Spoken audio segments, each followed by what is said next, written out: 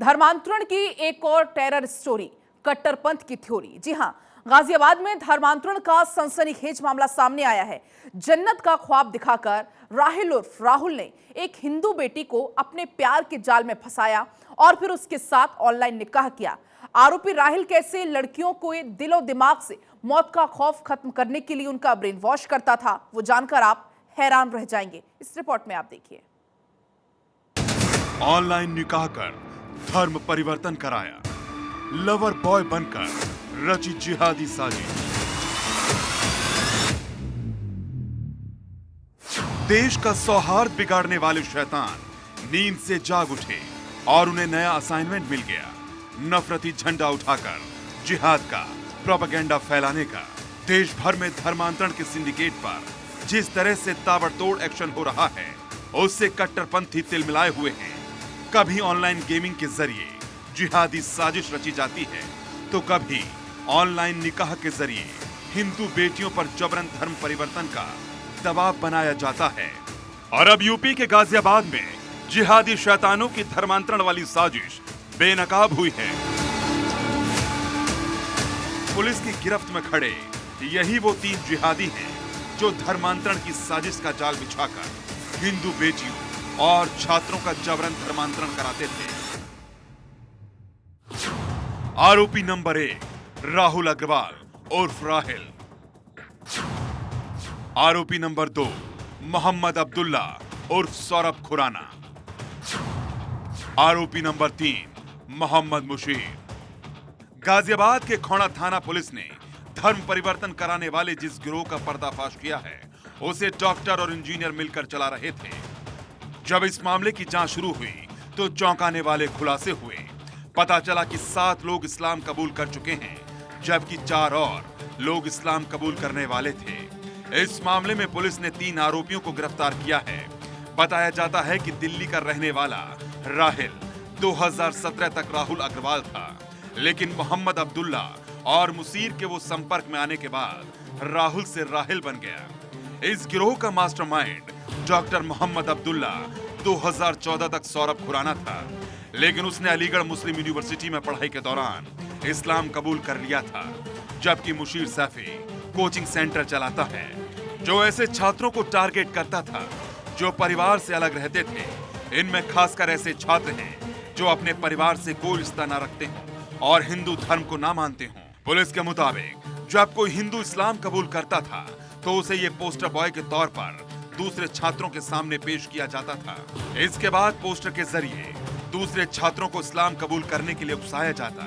इस बात की भनक पुलिस को तब लगी जब गाजियाबाद के खोड़ा थाना क्षेत्र के 25 साल की एक लड़की के पिता ने पुलिस से शिकायत की। खोड़ा की रहने वाली लड़की और राहिल दोनों नोएडा के एक कॉल सेंटर में काम करते थे। पुलिस के मुताबिक लड़की ने 6 अप्रैल को राहिल से निकाह कर लिया था। लड़की ने घर में हिजाब पहनना भी शुरू कर दिया था। साथ ही वो 5 वक्त की नमाज भी पढ़ने लगी थी और घर के लोगों पर धर्मांतरण का दबाव डाल रही थी। खुलासा हुआ है कि राहिल पहले से शादीशुदा है। इसके बावजूद नोएडा के सेक्टर 58 में जिस कॉल सेंटर में वो काम करता था, वहां धर्मांतरण का षड्यंत्र रचा राहिल उर्फ राहुल ने और एक हिंदू लड़की से नजदीकियां बढ़ाने के बाद इस्लाम धर्म अपनाने का दबाव भी उस पर बनाया। राहिल उर्फ राहुल जैसे जिहादी ने पहले निकाह किया ऑनलाइन इस लड़की के साथ और उसके बाद इस्लाम से जुड़ी कई चीजें उसको मोबाइल पर भेजी।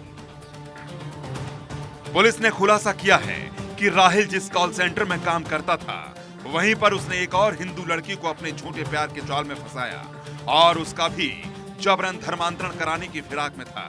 लेकिन उससे पहले ही इस जिहादी के नापाक मंसूबे नाकाम हो गए। ये जो राहुल अग्रवाल उर्फ राहिल है, इसका उसी कंपनी की एक और लड़की को इसने अपने प्रेम जाल में फंसा रखा है, जो कि संभवतः आगे उसको भी धर्मांतरण के लिए प्रेरित करने की प्रक्रिया में है। ये जो मोहम्मद अब्दुल्ला हैं, ये बीच बीच में राहिल से खोड़ा वाली युवती के धर्मांतरण की प्रगति के संबंध में अपडेट लेते रहते थे। गाजियाबाद धर्मांतरण मामले में आरोपी राहिल और पीड़ित लड़की की एक्सक्लूसिव व्हाट्सएप चैट भारत 24 के हाथ लगी है।